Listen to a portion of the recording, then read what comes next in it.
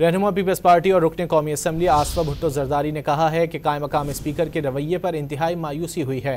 Quorum मौजूद होने के बावजूद बार बार इजलास मुअत्तल करना पार्लिमानी निज़ाम का मजाक बनाने के मुतरादिफ है।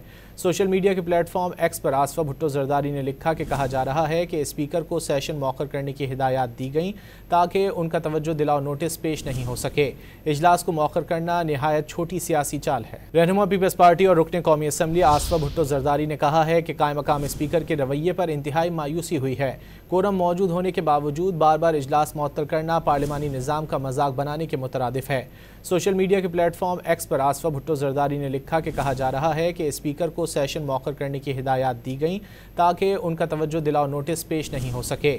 इजलास को मौखर करना निहायत छोटी सियासी चाल है। रहनुमा पीपल्स पार्टी और रुकने कौमी असम्बली आसफा भुट्टो जरदारी ने कहा है कि कायम मकाम स्पीकर के रवैये पर इंतहाई मायूसी हुई है।